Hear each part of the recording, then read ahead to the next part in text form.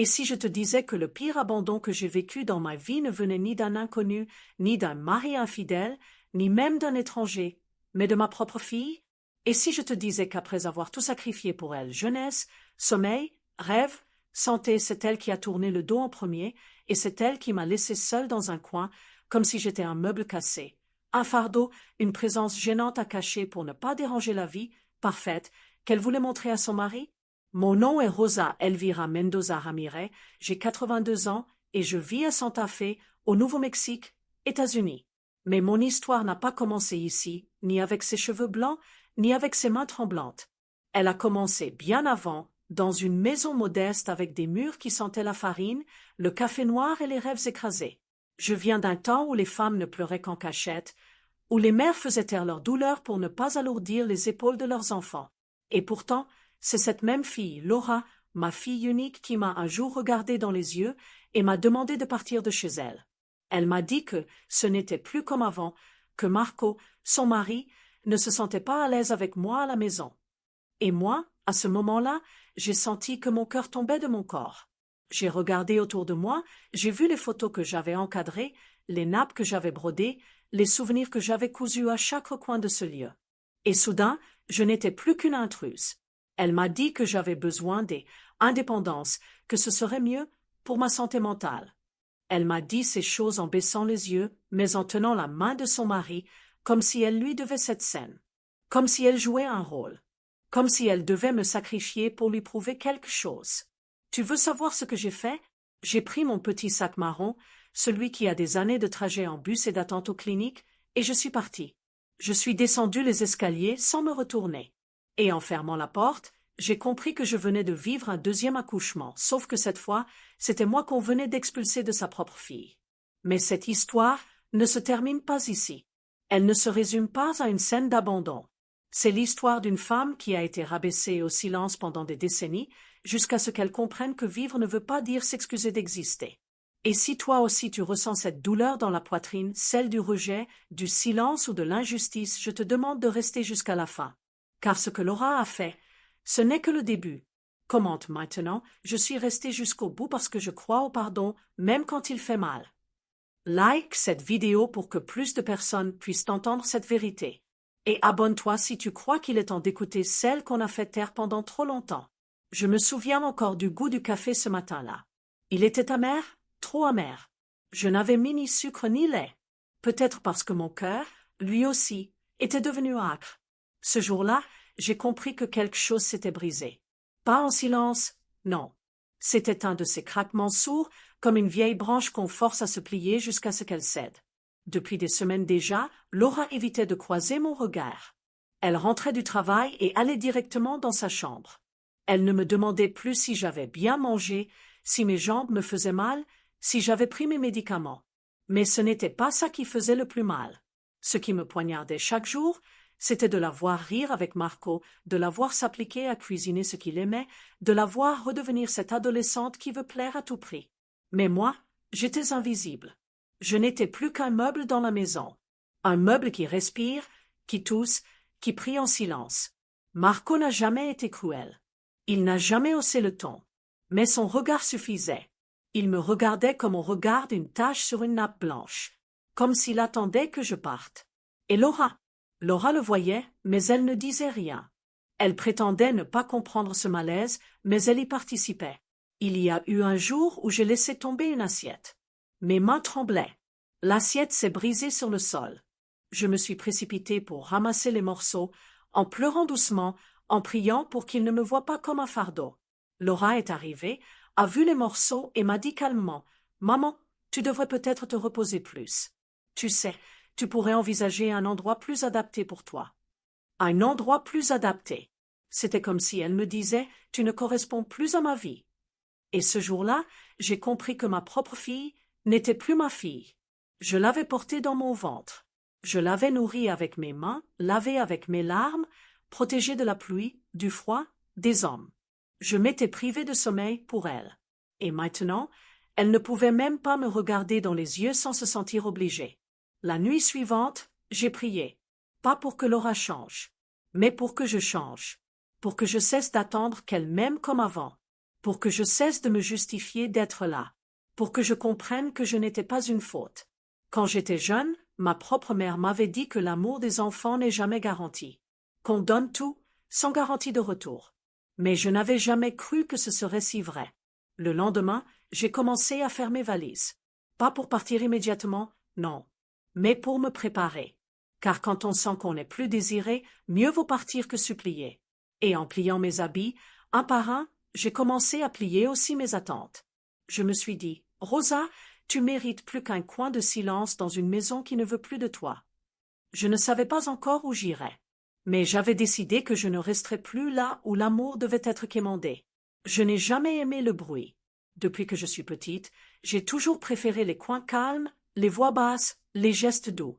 Mais ce silence-là, ce silence qui s'était installé entre moi et Laura, celui-là faisait mal.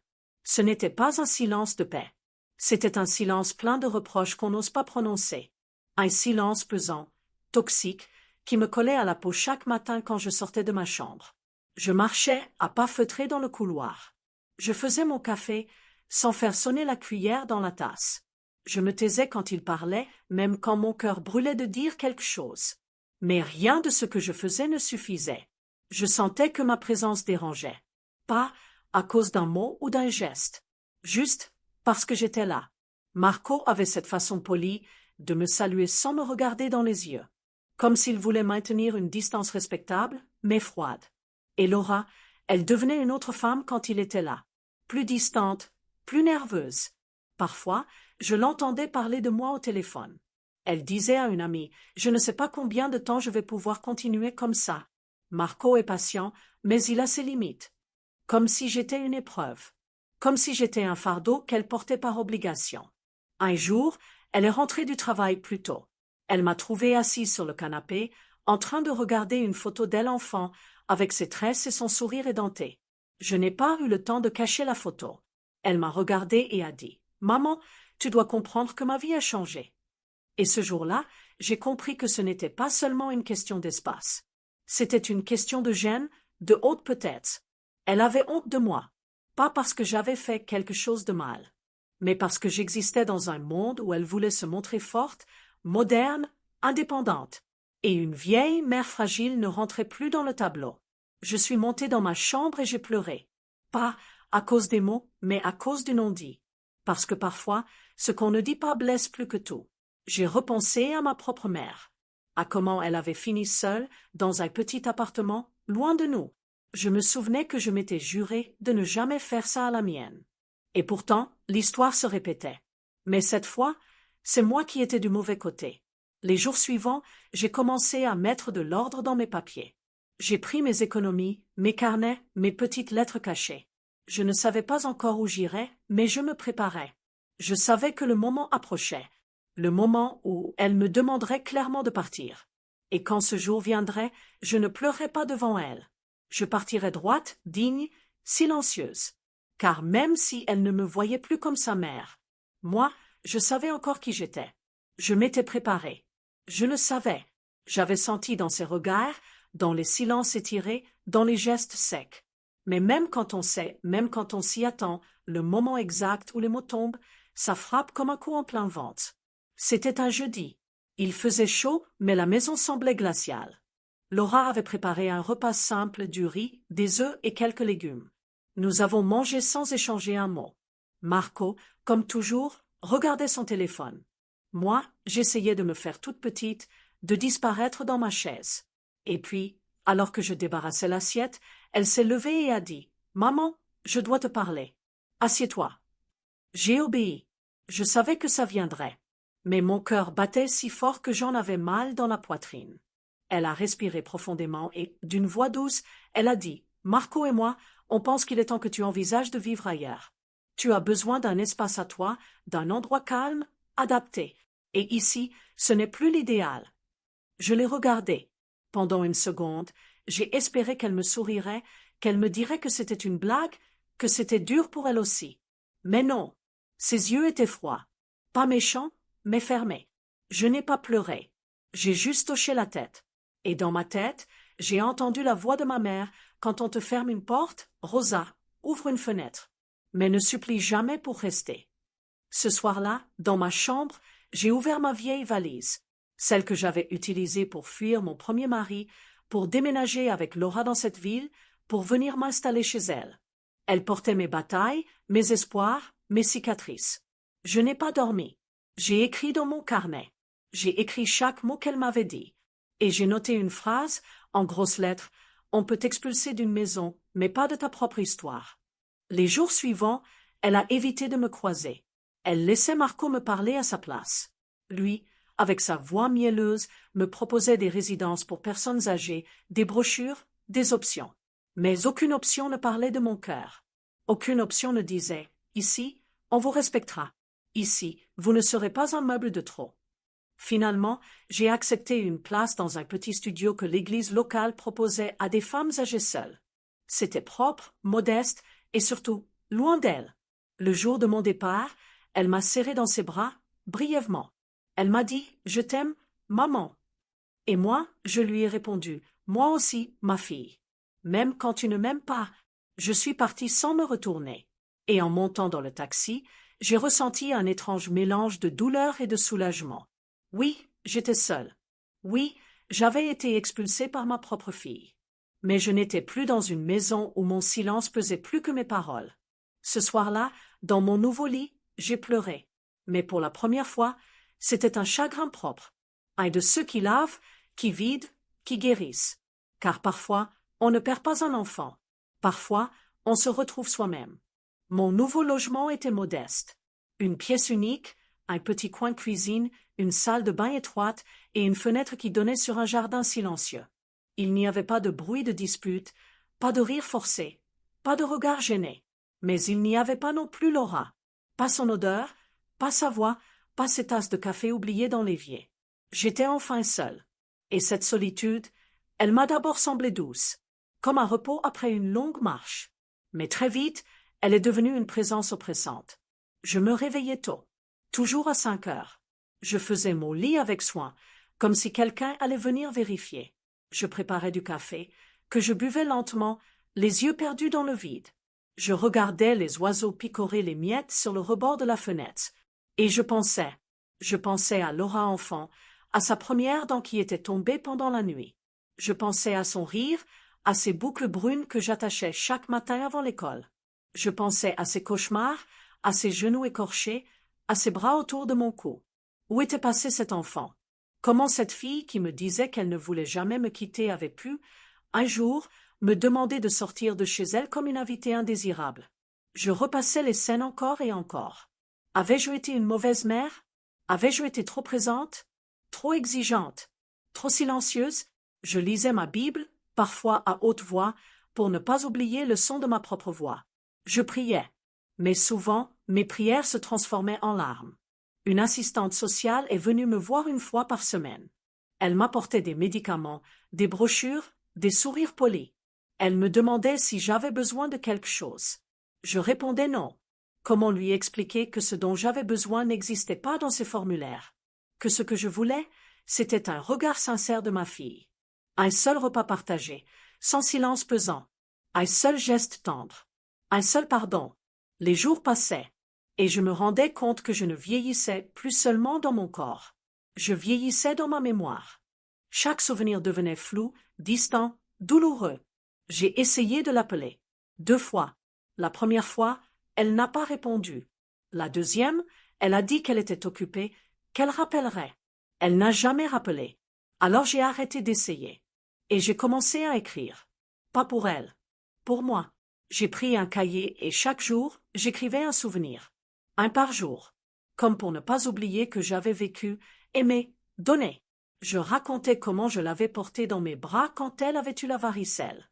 Comment je m'étais privée de viande pour lui acheter des chaussures neuves. Comment j'avais refusé un nouvel amour pour ne pas lui imposer un beau-père. Je relisais ces pages en pleurant. Mais je continuais. Parce que c'était tout ce qui me restait. Un jour, en écrivant, j'ai noté une phrase « Ce n'est pas parce qu'on est seul qu'on n'existe plus ». Et cette phrase m'a tenue debout. Il y a des douleurs qu'on ne peut pas exprimer à voix haute, parce qu'elles sont trop anciennes, trop ancrées ou trop honteuses. Alors on les écrit. Et c'est ce que j'ai commencé à faire chaque nuit. Assise à ma petite table, une tasse de café tiède à côté, j'ouvrais mon cahier. Et au lieu de souvenirs, j'ai commencé à écrire des lettres.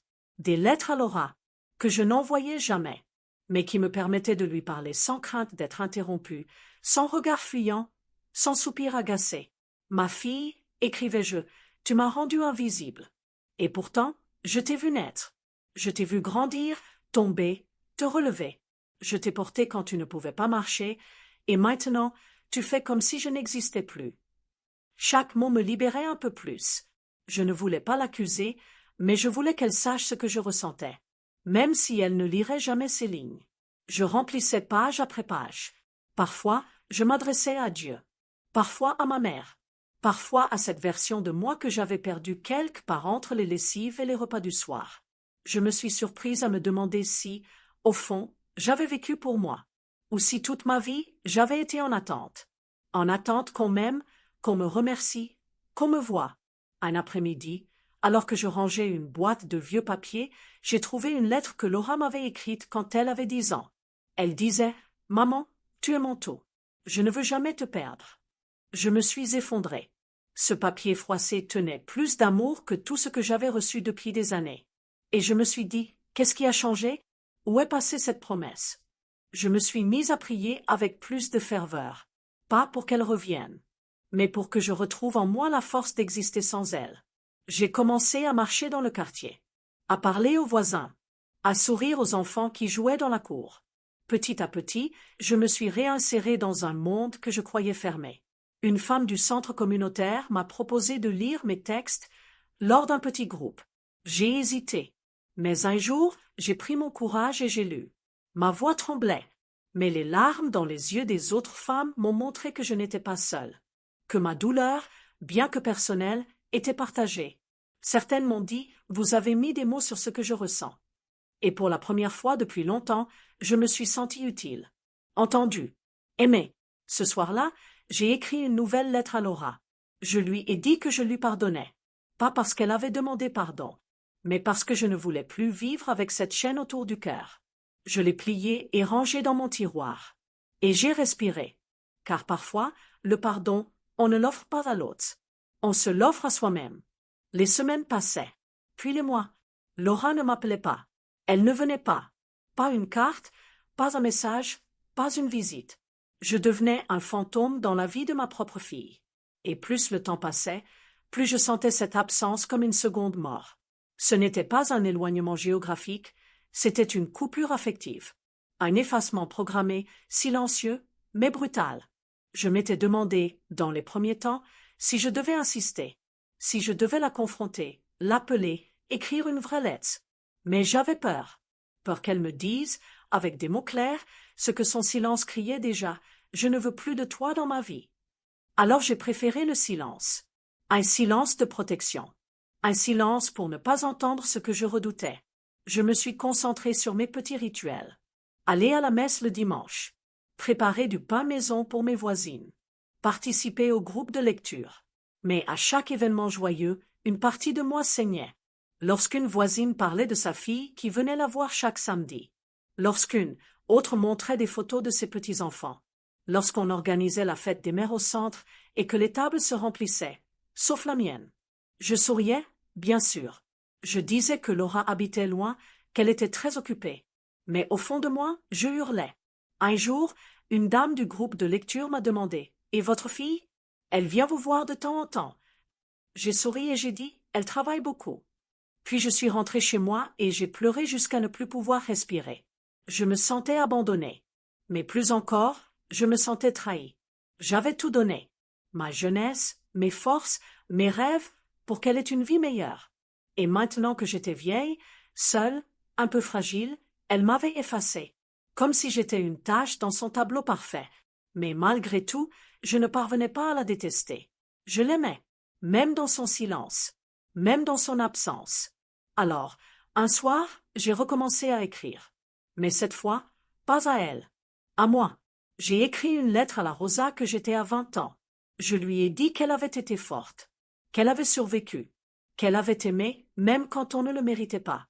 Et je me suis promis que je ne m'en dirais plus jamais l'amour, que mon amour serait donné mais jamais imploré. Depuis ce jour, Je me suis tenue droite. J'ai continué mes marches. J'ai parlé un peu plus aux gens. J'ai appris à rire, même si mon cœur pleurait parfois encore. Car j'ai compris quelque chose d'essentiel. Ce n'est pas parce que ta fille te tourne le dos que tu perds ta dignité. Et ce n'est pas parce qu'on t'abandonne qu'on a le droit de t'effacer. C'était un matin comme les autres. Le vent était doux, le soleil passait doucement à travers les rideaux, et je buvais mon café tiède, en silence. J'avais ouvert mon cahier pour écrire une pensée du jour. Une simple phrase, comme j'en écrivais depuis des mois. Mais ce jour-là, avant même de poser le stylo sur le papier, on a frappé à ma porte. Je me suis levée lentement. Je n'attendais personne. Je vivais dans un lieu où les visites étaient rares et encore moins inattendues. J'ai ouvert, et mon cœur s'est arrêté. C'était elle. Laura, ma fille. Elle était là, debout, une main tenant son sac, l'autre agrippant nerveusement la lanière. Ses cheveux étaient attachés à la va-vite, son visage semblait fatigué, ses yeux gonflés. Elle n'a pas souri. Moi non plus. Pendant quelques secondes, nous nous sommes regardés. Deux mondes, deux blessures, deux solitudes face à face. Puis-je entrer? A-t-elle demandé. J'ai fait un pas de côté et j'ai laissé la porte ouverte. Elle est entrée lentement, comme si chaque pas pesait une tonne.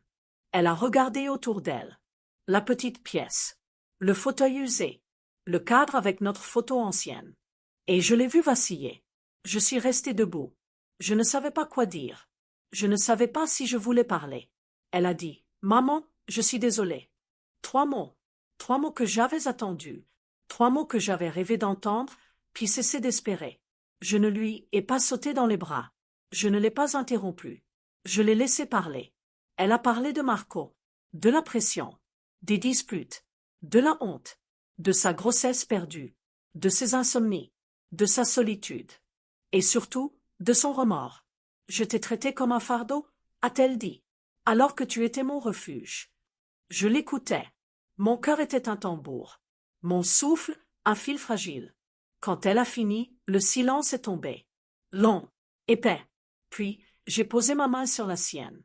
Et j'ai dit, j'ai toujours été là, même quand tu ne me voyais plus.